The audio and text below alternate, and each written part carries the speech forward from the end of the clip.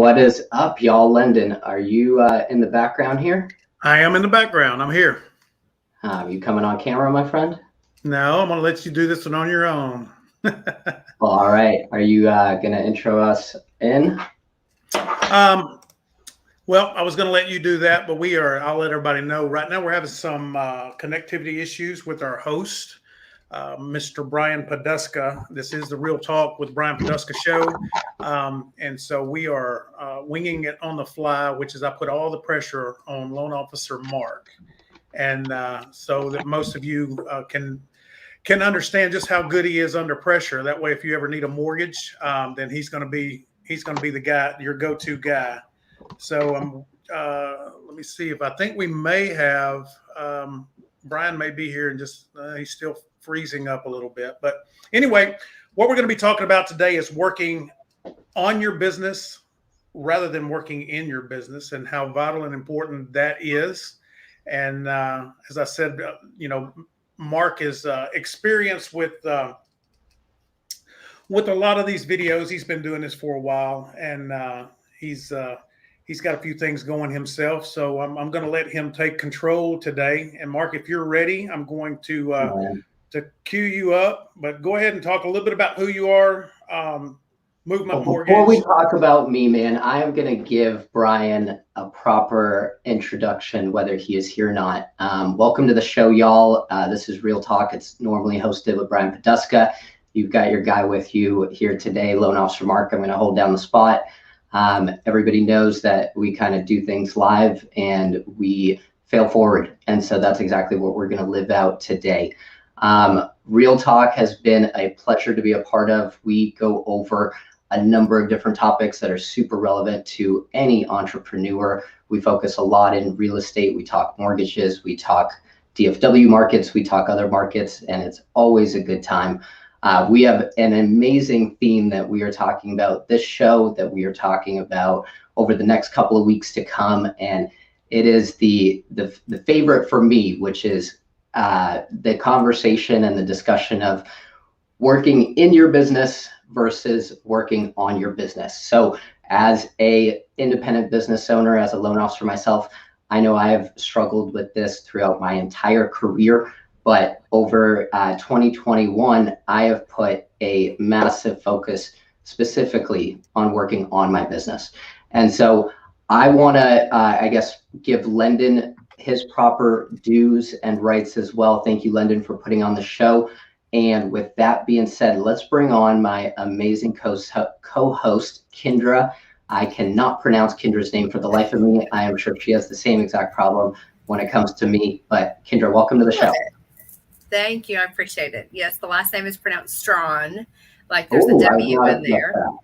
Yeah, I know. But funny enough, within the next 6 months, it'll be a different last name. So, but I'll still look Strawn on Facebook because I've had that last name for 30 years. So, but yeah, so I'm excited. Congratulations are in order. Thank you. I appreciate that. I do. And since we're on the topipic, Lyndon as well, my friend. Congratulations on your recent engagement. Thank you. Congratulations. I'm excited for you. Thank you. Yeah. You too. Thank you. What's your month, Kendra? When are y'all getting married? November. Ooh. Yes. Okay. Yes. So we got yours in November. We got Dustin Payne in November. Oh, that's when his is. Cool. Okay. Yeah, and then ours is going to be in February. So a lot of weddings coming up. Don't worry, y'all. I'm still single, so don't worry at all. Well, and my oldest son's getting married at the end of May. So yeah, so there's a bunch of stuff, lots of weddings. So awesome. We do not let COVID hold us back around here. So Kendra, obviously I know a lot about you and the value that you bring, but just for those that don't know exactly who you are, introduce yourself, tell us a little bit about the company you work with, and then if you could just give us a nice little introduction to your special guest who I'm looking forward to speaking with as well. Fantastic. Thank you, Mark. So I'm, like Mark said, I'm Kendra Strawn. I am with Fair Texas Title. I work in the Plano and North Dallas office. And so pretty much that region of Collin County. However, I work with a lot of agents that are all over the area, but mainly our Plano and our North Dallas areas. I am our sales rep, and I have a team. I have a sales assistant, Stella Carr, who helps me with all just to stay sane because we go between 2 offices. But we have an amazing group of people that we support. We have 3 escrow officers, and actually, we are looking to hire a 4th. Looking for someone for the book of business and someone that does not like drama, because there's a bunch of women working in our office and we don't like drama, anyways. But I'm very fortunate to work for a gentleman who his family is like 3rd generation title. His father was started Hexter Fair, and when that was sold because of illness, went to First American, and Britt was there for about 3 years, I believe, until the non-compete expired, and he opened us up about a little less than 6 years ago. He opened up Fair Texas Title.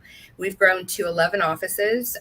We are still expanding, looking at different areas where the need is, and the nice thing about us is that we have such a good background in title, and all of our escrow officers have years and years and years of experience, that you're not just getting a small local company, you're getting somebody who realizes the importance of having that relationship with our agents, with our lenders, with your clients, that we appreciate the fact that you need to build that sphere and have those clients to be, that you're constantly staying in front of them, as well as honestly is doing a very good job at pulling title and finishing the job.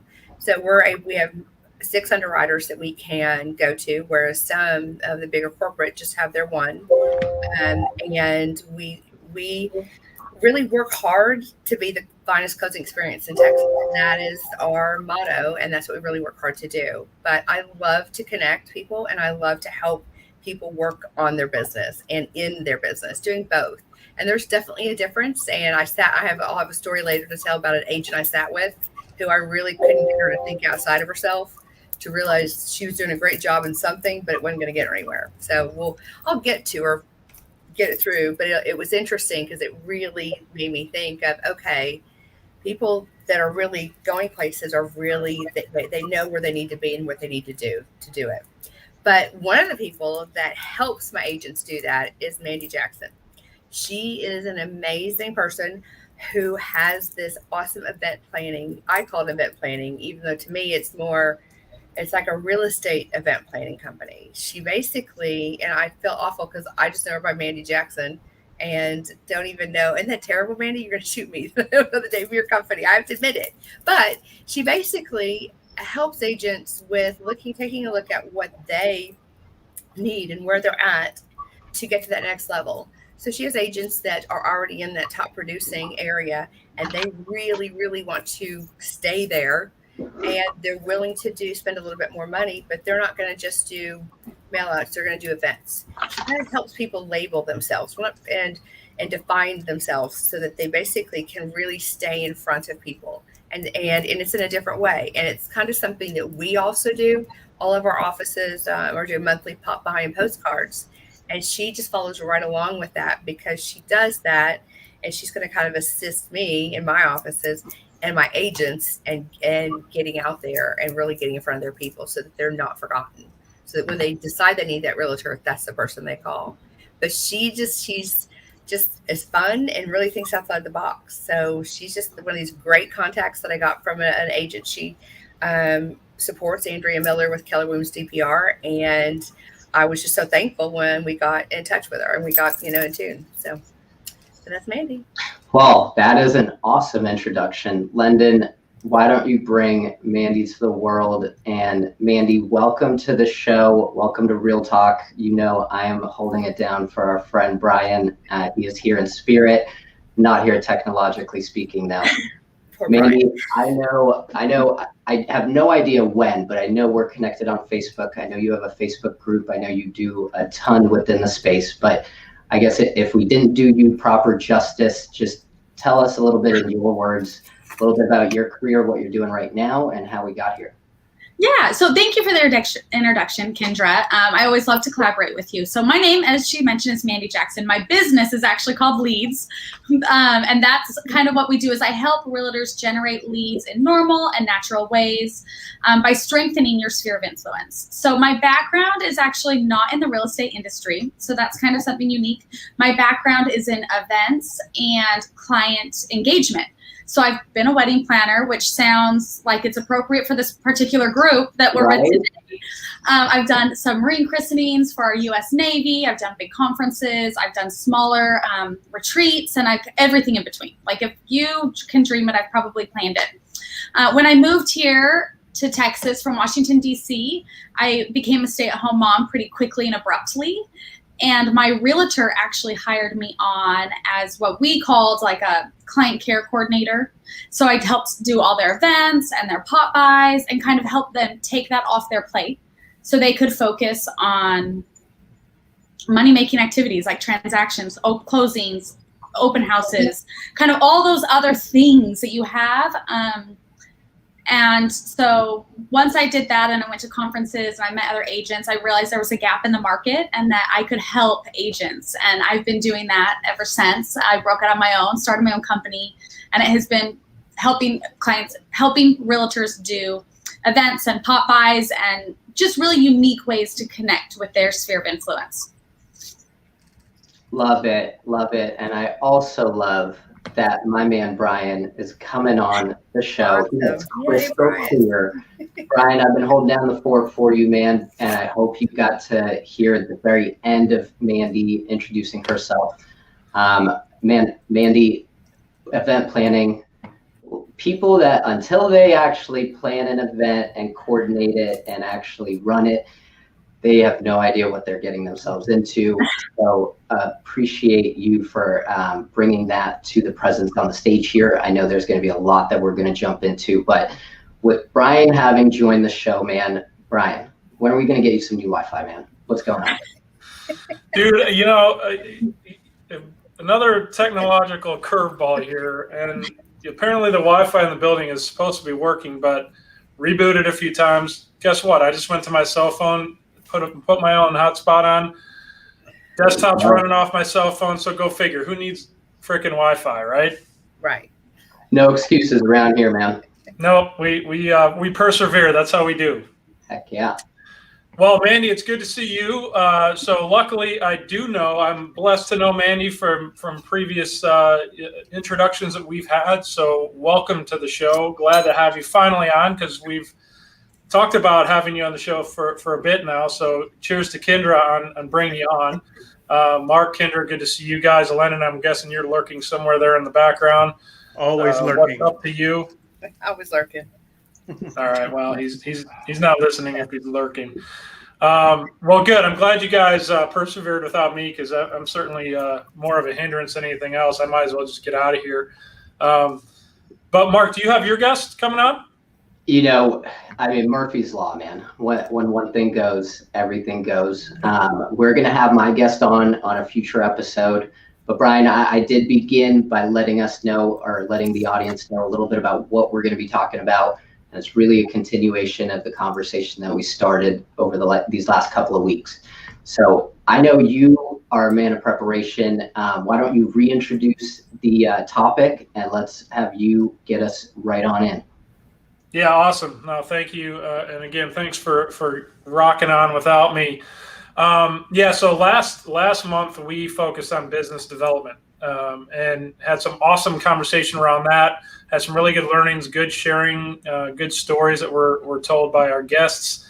And this month we're kind of diving a little bit deeper into that topic on a little more focused topic, and that is working on your business rather than in your business. And how do you avoid, I'm 1 for 1 now this month. I'm batting 1,000 for the month of August, because I will screw that up as we go. So just be aware of that. But the key focus being, how do you separate yourself from getting into the mundane day-to-day, probably necessary in some cases, but also definitely not necessary in a lot of cases? How do you stop from getting bogged down and all of that stuff, removing yourself, putting yourself up here and focusing on the big picture and working on your business and the growth of that business and the business development? So that's kind of the tie back to last month and the deeper dive that we're going to do this month. So hopefully that makes sense to you guys. Mandy, I know I gave you a little bit of heads up as far as what the topic was, so hopefully you've been thinking from that angle. Yep. Awesome. So let's just dive right into the topic. I mean, we've got 4 of us here, and if Lendon's lurking in the background somewhere, he can chime in because I know he's got some good thoughts on the topic. But when we say that term, right, it's a fairly commonly heard and used term that's thrown around somewhat loosely. I just kind of defined it how I view it through my lens. But does anybody have a different perspective on what working on the business versus working in the business? Well, I can share what I witnessed firsthand or have seen with agents. And I had an agent in my office, like I think it was about 2 weeks ago. And she came in and she had everything that she's doing. We discussed everything she's doing now to try to get leads and to try to get business. But she's having trouble getting business. So I sat down with her just to say, okay, again, what are you doing? Where are you at? Who's your broker? And she's fairly new, and she went with a broker that's very low or no cost, which unfortunately I don't recommend. And I have done it before because I've been in real estate related work for 10 years now. And I went with a broker that didn't give a lot of training. And I spent a year at that and switched fast and went to a larger house. And it was the smartest thing I did because you get the training and you get the support. It may cost you more, but in the long run, you'll make more. And then you can stay there or go anywhere you want just because you've got that background.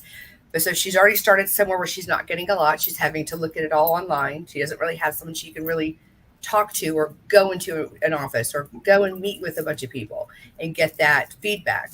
But she kind of went through everything, and she has all these sites she goes to pull things for her newsletter, and she has all these places she goes, and she's to do a logo and to do all this and to do that. It's all this busy work.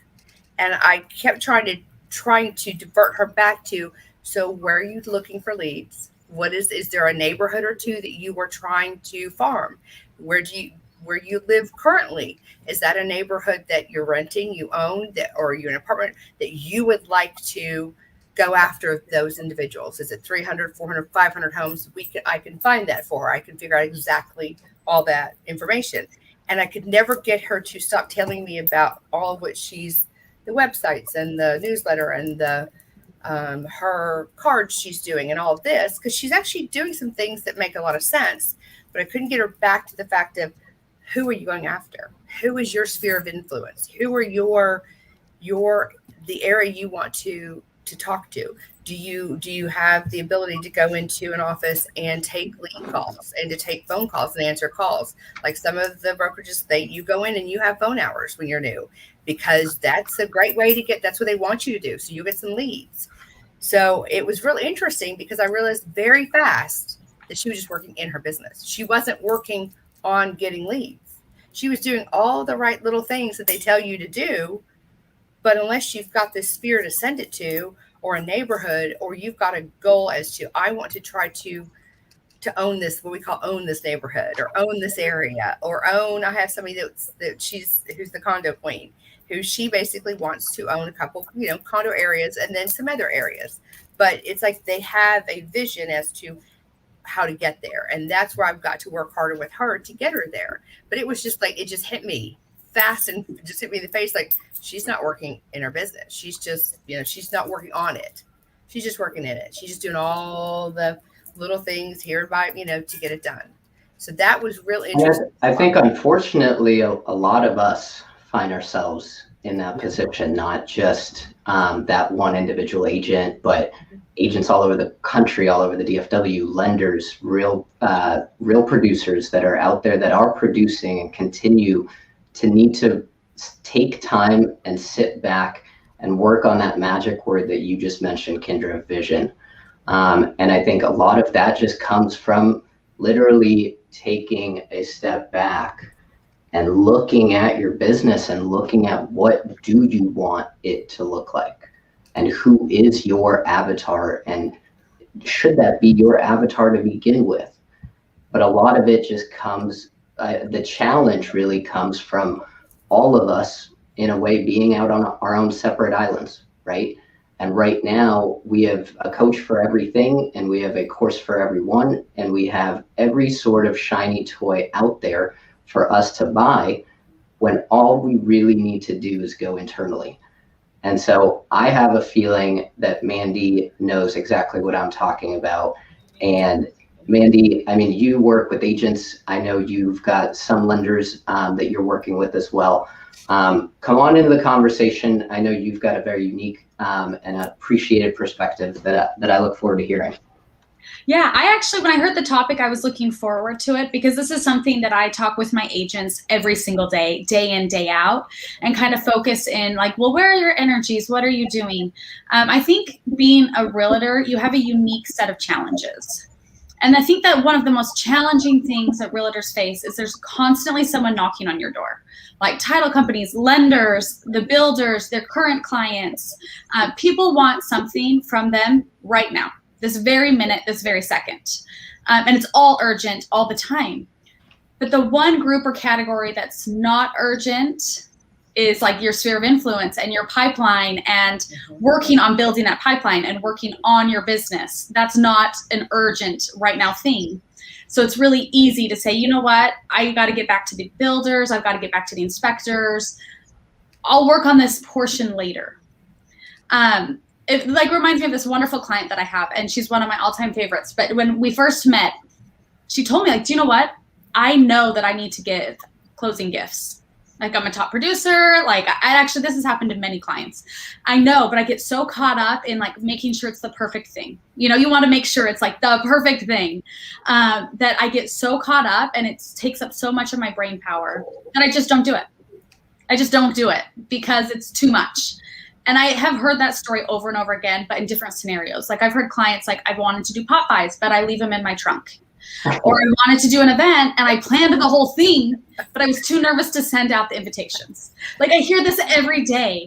And I'm here to tell you the best way to work on your business is to kind of streamline some of these things. Streamline different processes that you can. So for example, a closing gift, if that's something that's just like consuming you, spend a day, or even less. It will honestly really only take you 2 to 3 hours. Come up with what you want to do and source them, package them, wrap them, and then keep like 10 to 20 or 30, depending on how much volume you do. Keep a stash in your office, wrapped and ready to go.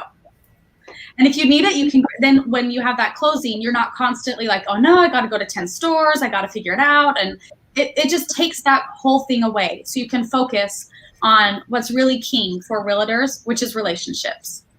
The relationship is the most important thing, building it, maintaining it, helping it, nurturing those relationships. And as you streamline some of these processes and some of these different things that actually take a lot of time, if you do onesie twosie, streamline it, and then it will free up and it'll make you more available to build relationships, which will then build your pipeline. And that's the ultimate goal.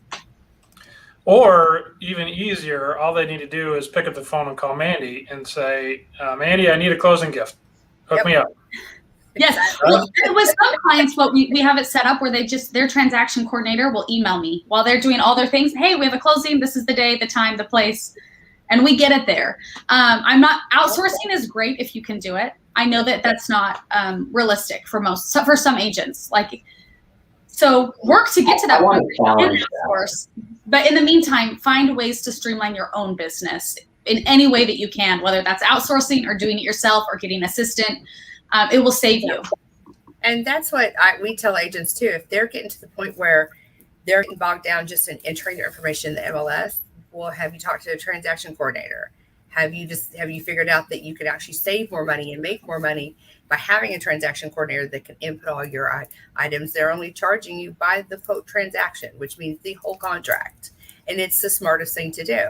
It's that outsourcing. And the other thing is trying to get people and I've even gotten myself into this habit, as well as my assistant, is if we're out and about and we're just shopping for the family or for myself, and I see something and I'm like, oh, that's half off, and that could go in a basket for an agent for a thank you gift or a happy birthday gift or a Christmas gift.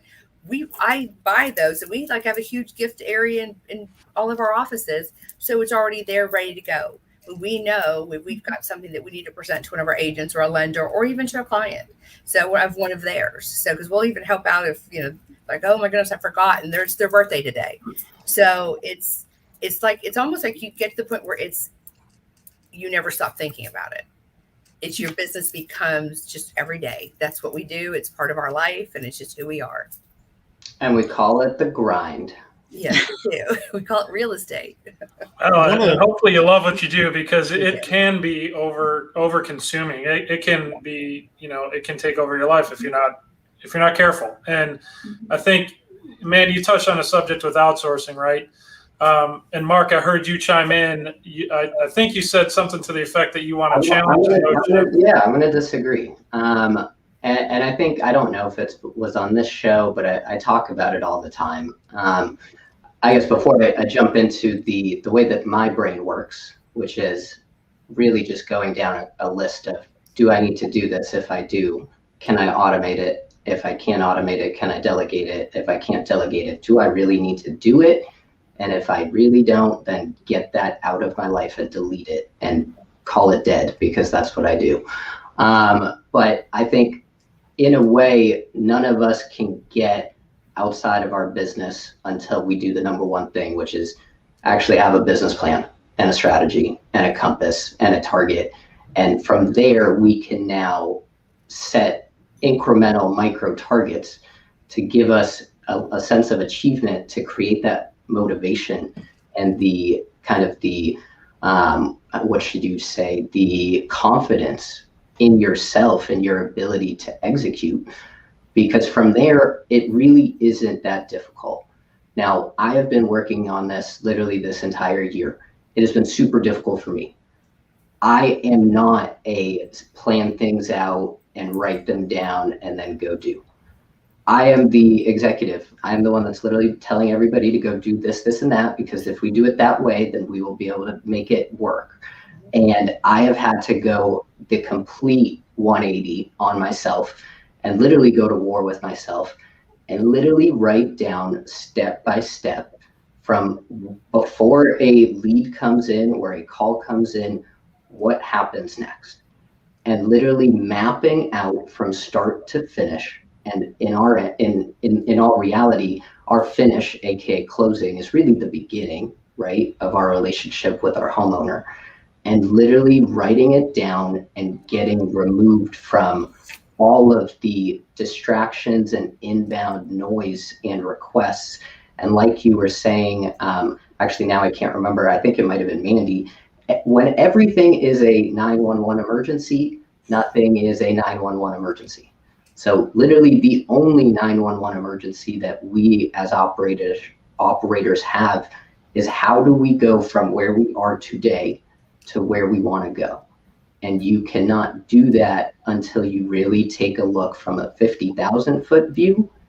And then you can get down to the, well, somebody needs to speak with them before we actually do a buyer consultation.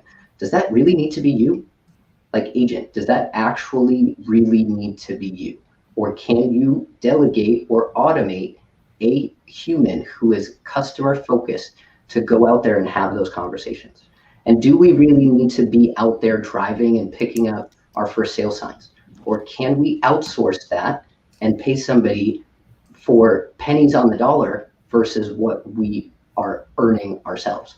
We're in one of the highest paid professions, and we have a completely uncapped income potential, other than ourselves literally limiting ourselves. Because again, we think everything is a 911, and we don't give ourselves the time and the space to take a step back and say, is this going to drive my business tomorrow? Or is this just need to get done later today? So that's where I would push back and challenge. There's a ton of providers and, again, shiny toys for gift giving. And so I would say there is no reason why a producer should be allowing that to stay in their head of what should we get. That is not something that is a top priority for you. You as the operator, your top priority is, how do you drive yourself and your team to where you want to go? And so I would say we got to start with, where do we want to go first? Mark, you nailed it up front, and then you just closed it with that last comment. And that the point being that in order to work on your business, you need to know where the hell you're going, right? You need to have a goal. You need to have, a plan to get there. So as a new business owner, Mandy, I want to get your perspective on this. You've been in business for, and I missed all the details when you kind of introduced yourself, but roughly a year and a half, something like that? Yeah, I'm pretty new. Okay, that's what I thought. Mm-hmm. So how, for you, number one, did you put together a business plan? I already know the answer because I talked to you before about it. Yeah. How much time did you spend on it? And how often do you reflect back on that business plan? So this is a funny question because Brian knows we've talked before, but I have done events for so long. I'm obviously pretty type A because you have to be if you're doing events, especially the like lots. And so when I was working for the other realtor, I loved it, but I saw the opportunity. So I spent over 6 months building my plan, which is actually probably too much and a little bit ridiculous, but kind of like really thinking it through, like, am I going to do this? How is it going to work? I tinkered with it for over a year. Like I had thought about it for over a year, but I really like hit it hard 6 months prior to like starting my business. So 6 months hard work, like here's what I'm gonna do, what will the processes look like, how can I really truly offer a benefit to my agents. And I will say that's one of the best things I've ever done for myself. It was tedious, and my husband was making fun of me nonstop because he actually is a business consultant, and he was like, just go, like just go. I'm like, could you consult me a little more? And so there is that like fine line that I personally struggle with too, of like actually like ripping the Band-Aid off and just like going. I do look at my business plan frequently. Like I look at it almost weekly probably, but I will say it's constantly changing, it's fluid. It's not like, here's my business plan and this is what it's going to have to be. But there'll be different things like, oh, well, there's an opportunity that actually could lead me in a different direction than what I thought, where I want, what could possibly happen, and it actually is a little bit better. So I'm going to switch this and shift some things around and focus in different areas. So I do reflect on it often, but it is a constantly changing thing. That's awesome, because that was going to be my follow-up question is, how similar are your current activities tied to your original business plan, knowing damn well they probably weren't anywhere close, or they're probably close, but not at all how you thought you'd get there. Because as many business owners as we've had on the show, my own personal experience, like you, I had a business plan.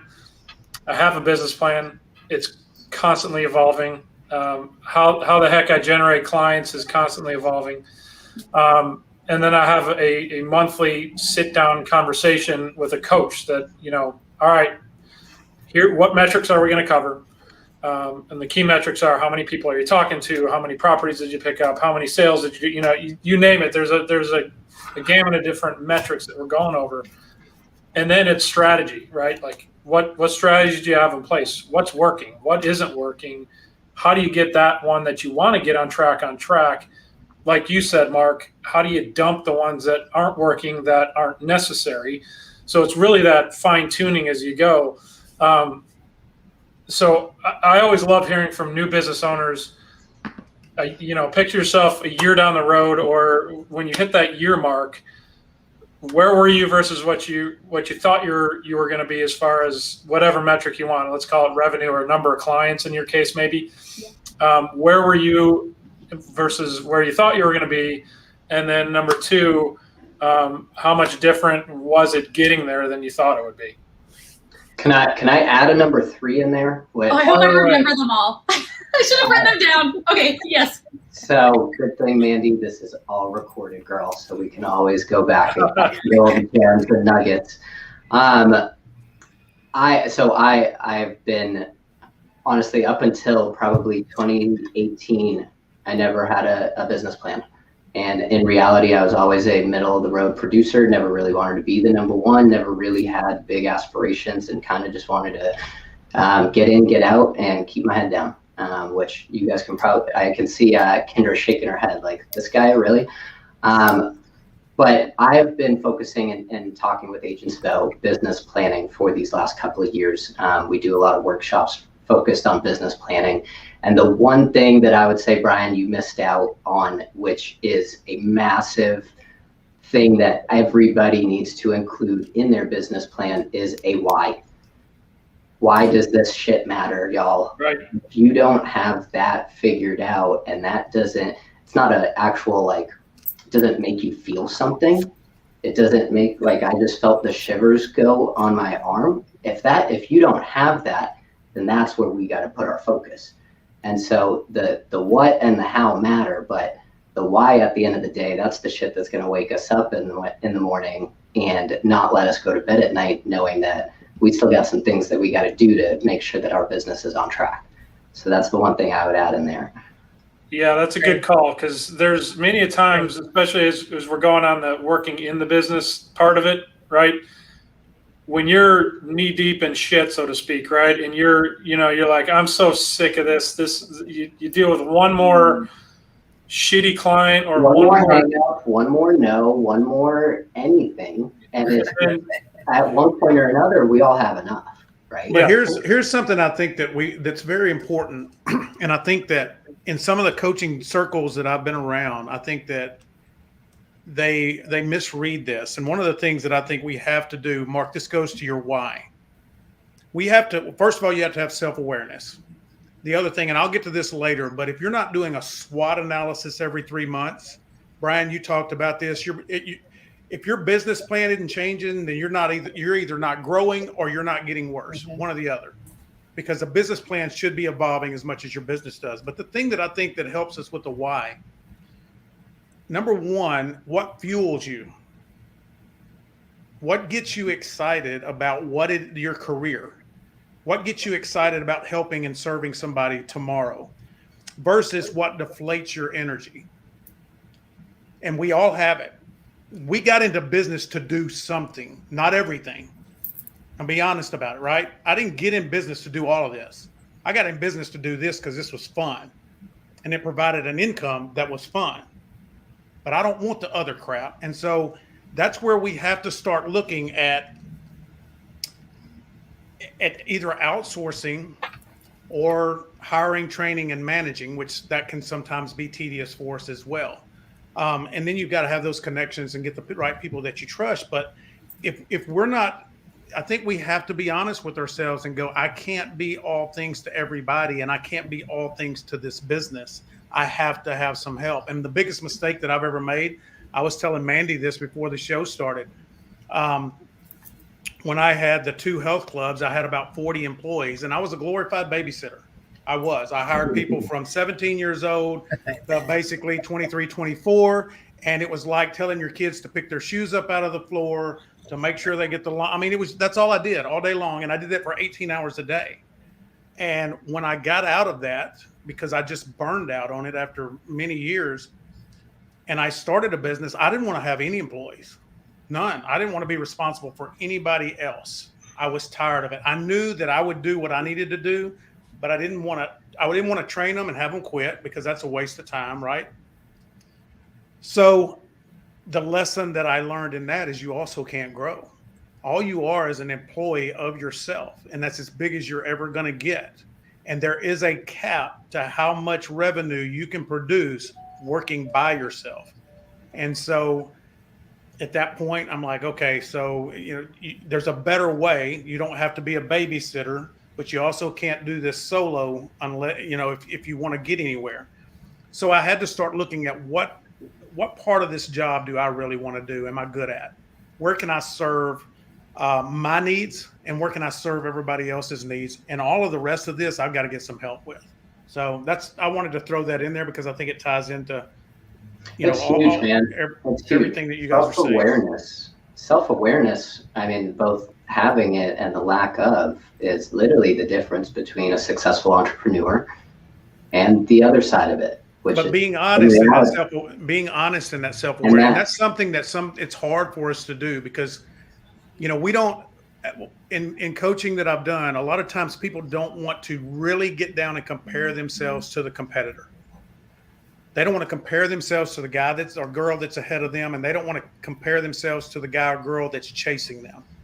They just want to Unless you're compare entitled. You better. Here's the thing about it. If we're watching We others, love to compare ourselves. right? If we're watching others, we can see their victories, but we can see their mistakes. Yep. And that's what we need to be doing. We need to look out there and see that person that is an innovator. Yeah. Because guess what? They've already spent all the money. Right? They've already paid for their mistakes. Now show me how they did it, and I'm going to adopt it to my style, and I'm going to grow with it. And so many of us are afraid to do that because we're afraid that, again, and I say this all the time, if you're watching people on social media, you only see the highlight reels. You don't see their struggles. You don't see the money that they're spending, if they're bleeding out somewhere. And so a lot of times we're afraid to take a look because we think that we're the only ones suffering. And that's just not true. If we dig down into these others, we're going to start to see and identify their mistakes. That's what the SWOT analysis is for, right? Strengths, weaknesses, opportunities, and threats. And if you're doing that on a consistent basis with yourself and with your competitors, it's going to reveal so much that's going to save a lot of time. Yeah, and I think the SWOT analysis, Landon, it really lends itself to exactly what you're talking about, self-awareness. And if it's not yourself, there's the self-awareness. Yes, that's underlying all of it, but it's also business self-awareness, right? So what is your business? You have to be aware from all different angles what your business is doing, how it can improve the O in SWOT, right? The threats. If you're not aware of what your competition's doing, or if you're sleeping on whatever innovation they're coming up with and you're not somehow incorporating that or just poo-pooing it, then at the end of the day, you're going to lose. Right. Well, and I'll give an example of everything you just talked about was me basically reaching out to Mandy and saying, okay, I can't do this on my own anymore. I tried this for 1 month and I'm looking forward to the next 2 months. And yes, I have an assistant and I have more help in both offices, but I can't do it. I need you to help me. And yes, and that's why we also recommend real property management. That's exactly. If we have clients that I know and I've done it, I've recommended them to them. That basically, Right. Oh, I can handle this by myself. This 1 or 2 places. I'm like, no, you can't. Just wait. Right. You're going to throw me out. And so I I reached out to her. Yeah, I joke, Kendra, but that's exactly what we do, right? That we take the burden of managing a property off of somebody's hands because they realize, exactly. Oh boy, I've gotten to I was self-managing. I thought I was saving all this money, but it's driving all kinds of headaches and pains. And now I've got 4 or 5 properties and I have a day job and I can't do it all. I need help, right? Yeah. And that's why people reach out to us. But so, Mandy, that's what you do. You are the outsource. You are the streamline, right? Yeah, and both of us are actually kind of that way. Both of us kind of take that burden for our clients and say, hey, do you know what? We'll take this on and you keep doing your business and you keep doing what you need to do and we'll handle the rest. And when it comes to reaching out and asking for help, I know that it gets to a point where like, is this worth it? Is it not? I think that if people really were self-aware and knew what their goals were and were looking forward to their business, as they sat down, they would realize like the ROI is most likely there if they utilize things in the right way. Instead of just frivolously spending on all the different opportunities, but if they really focus like on their goals, how they want to get there, and then they just discover, okay, this is how I'm going to do it. I'm going to outsource this one part. I would say most of the time, the ROI would totally be there. And that's one of the things I was trying to explain to the one agent and I meet with many agents during the week and talk and on the phone and text and meet. But one of this gal I was like, okay, some of the things you're doing, I do on a regular basis for my agents. I do that. I have a folder, on my hard drive and my desktop for every single agent that sent me headshots and logos. And I come up with their postcards and their flyers and kind of do their own thing for them. And I take that away from them so they don't have to worry about it. And there's certain things I need them to do for me so that I can get it done when they need it. But I kept trying to explain to her, you're doing all these things, but you're not getting any leads. I can take that on for you. It's not going to be as intricate because she was being so intricate in it. It was like, it was too much. But I'm like, I can take that on and be that value for you and help you get leads and help you get more business.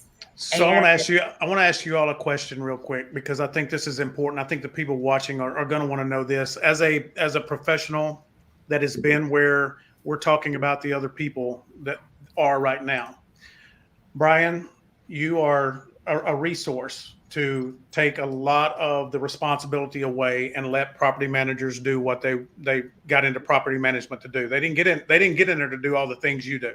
That's just the honest truth about it, right? That's your job. That's what you enjoy doing. That's why you started the business. Kendra, same thing, right? You're doing a lot of things. Mark, I know you do a lot of things behind the scenes for your real estate agents. Mandy, that's what your business is set up for, is to take these things off the plate. Here's the problem that most of us have. Who do I pick? Who can I trust? And how do I find them? I want y'all to talk about that a little bit, because that's the important part. That's one reason why we're doing shows like this, right? Because we want people to know who we are. But, you know, there's a million people out there saying, let me help you.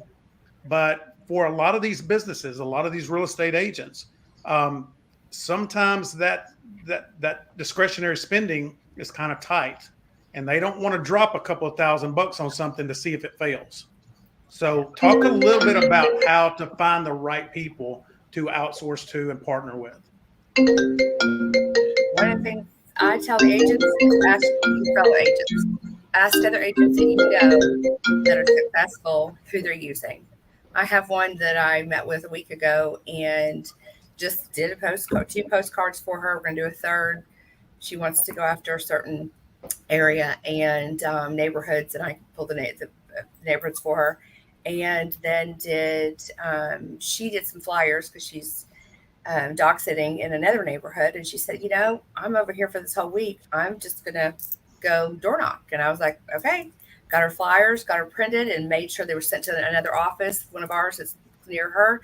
And mind you, I don't charge for my services. The only thing we charge for is the printing and the mailing. And that's through a service that does it. And our cost to our agents is probably a third to a quarter of what they'll find anywhere else. I know Mandy is able to also access some of those costs that are very, very low cost, because we have contracts with people that give us the bulk rate. But the interesting thing about this agent is she's a top producer, and she's been in the business for 20 years. And she has friends in other title companies that she utilizes. But she was like, she reached out to me after she got the printing and all that. She was like, nobody's ever done this for me. Nobody ever's offered to do this for me. She goes, I didn't even realize. She goes, I know you kept telling me what you could do. She goes, but now I see what you really can do and how valuable you are for someone like myself and for any agent. And I think, honestly, ask around. Ask your other agents that if you have a mentor, find out who really can assist you, and also kind of go to networking events. Go out to those events that you see posts all over the Facebook to find your people and meet people. You know, you go to an event and you go, I'll say, there's not even a realtor in the house, or there may be 2 or 3 that I already know. I always leave every networking event I'm at, or every happy hour that I don't go to that many, even though I think it looks like I do, I always meet at least 1 or 2 people that really are of value that I can pass on to someone else, or I can pass on back to my office, or they can assist me. So it's like you always will meet somebody of value, no matter what. And that's how I got it. I've got a one-word answer to your question, Lyndon, which I'm going to share here. But first, I do want to mention who our sponsors are. So let's take a minute before I expound on my one word here and expand. First sponsor, who we got, Lyndon? Wines with an Appeal. Wines with an Appeal. All right, Mr. Tom Rose, business. We talk about outsourcing, right? A lot of businesses. Most businesses should have a goal for fundraising of some sort of, give back to the community.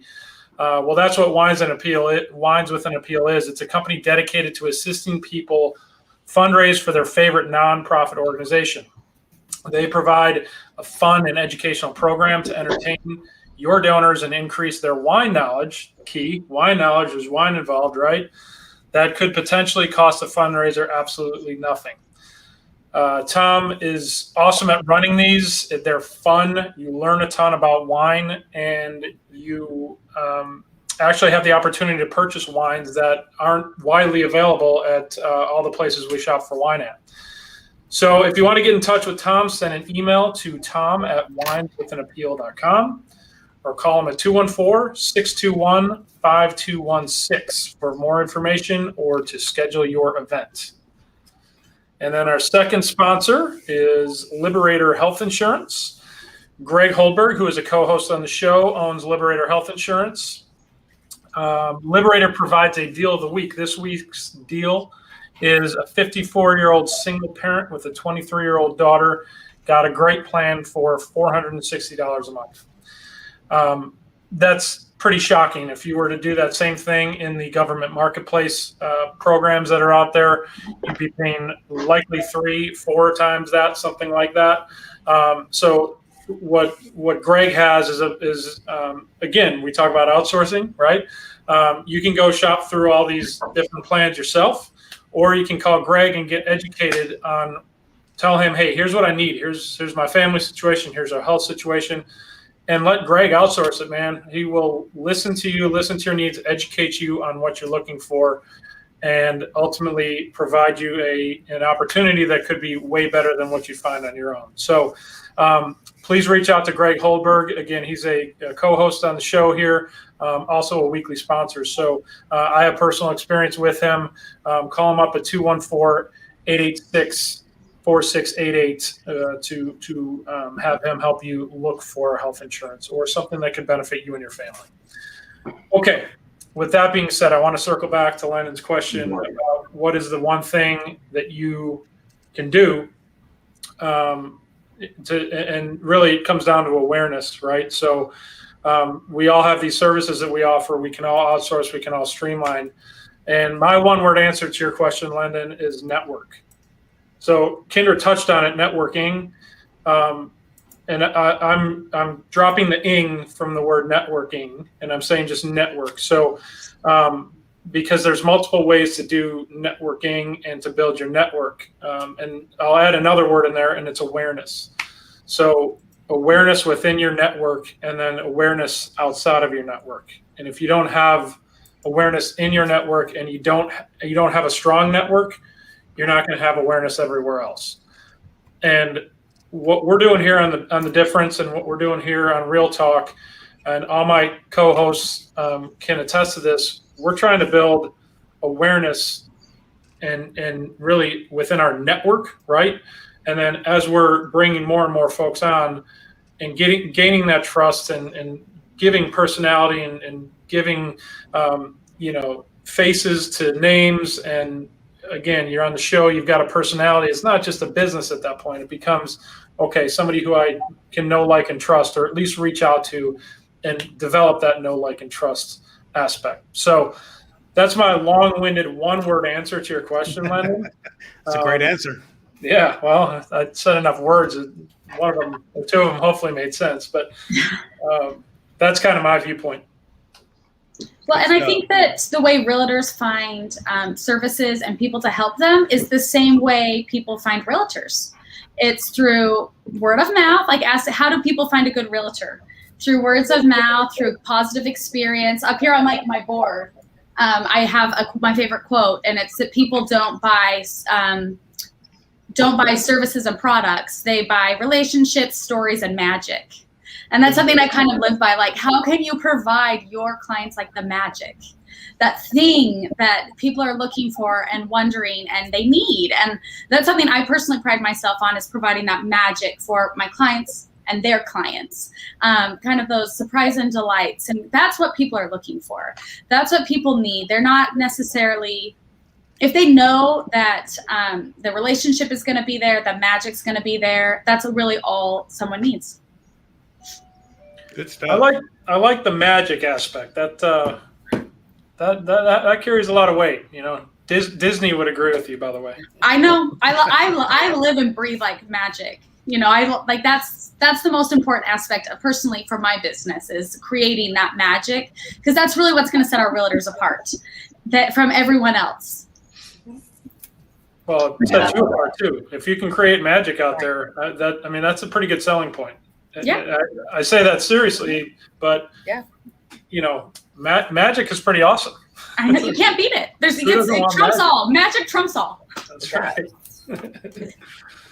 Well, that's awesome. So we never got back to my original question. I think Mark had a. What was the original question? Well, so it was directed at Mandy, and I wanted to know where she was at in her 1-year plan versus where she had originally laid it out. So I'm putting you on the spot. Where are you at with that? So it's actually kind of laughable. When I first started my business, my goal was to pick up like 1 client a month, like for the whole month. Like, I'm just gonna I wish I was like a dive in the deep end person. I'm not. I'm like shallow end, like my pinky toe and like tiptoe in. So I was like, I just hope I pick up like a client a month. That's my goal. I think that, well, so far it's the 5th. We're so far a client a day is kind of what we're happening in August. It's been kind of bananas. I never imagined it would grow to what it's grown already. We're looking at like hiring assistants, and it's just kind of like every day. It's like, I need a shift. I need a pivot. Like, let's continue. So it's very different than where I originally started, and my goals are totally different than 1 client for a whole month. And I feel so blessed, and I love this community. I feel so blessed to be part of this community and to have built trust among some of these wonderful agents and to be part of their team and help them succeed. And watching their success stories has been so beneficial. So you're a firm believer in setting the bar low, right? Way the hell over it. I was going to jump on that. And there is a sort of magic in that, though, Brian, of setting the bar so low to the point where you doing something so minuscule is a win. And I don't remember exactly who in a book talks about it or public speaker out there, Jordan Peterson. And he is a firm advocate of set the bar low. Like set the goal for the day that you wake up when your alarm rings and you brush your teeth and you take a shower. And by the time you get your coffee, you're 3 wins deep into Man, the I'm day. killing it every day then. And at the end of the day, that gives you the confidence, right? To the point where you can go and look at your goals and go, 1 client a month. The hell was I thinking? And all of a sudden, it's again, like all of that energy that you get and the confidence that you build, it's going to be oozing out of you. And all of a sudden you go from, let me try to generate a lead here, generate a lead there, to you're attracting leads. And you are that magnet and that rainmaker. And that's what we have to be at the end of the day. And the people that we're setting the show for is those rainmakers that got to get out of their own way, just like myself. And sometimes it's as easy as just setting that bar that low for you to exceed it. That's an awesome point. And I've always been, hey, set that bar high. And if you don't get it, okay, let's figure out how to get there, that sort of thing. But that, if you can consistently do that, it can beat you down. So yeah. I think that's a great perspective, Mark. I've since shifted. I think it was more ignorance than anything, kind of like, who knows how this will go? Because I didn't know anyone else in this arena, this area that can help take this off clients. So I just didn't know. So I think, unfortunately, a lot of it was ignorance, and that's just me being vulnerable here. Like, that was it. I've since shifted, and my goals are a lot higher now. But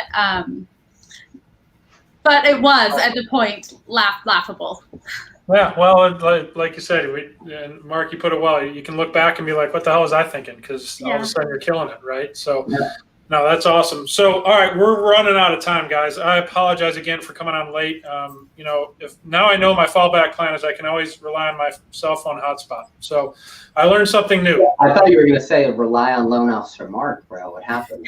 Well, dude, that's a given, right? So I didn't learn that new today. I just learned about my cell phone capability. But no, so Mandy, thank you for being our guest this week. Finally, I'm going to hold you to that one. Yeah. Thank you for coming on. Kendra, thanks for bringing Mandy on. Mark, thank you for co-hosting as well. Look forward to seeing your guest on one of the upcoming shows that could make it today. Some awesome stories there, too, with serial entrepreneurs. So looking forward to having him on the show. Lendon, thanks for all that you do, as usual. We've got some cool things coming up with The Difference. Stay tuned for more details on that. i.e. happy hour as part of the overall difference. So again, more details to come on that. We've been working on it. Len and I have had some conversations and some meetings. So more coming up on that. But again, we're going to drill deeper on this working on the business versus in the business topic next week. So tune in next week, Thursday, 2 o'clock. Until then, have a wonderful weekend. See y'all later. Bye. Bye.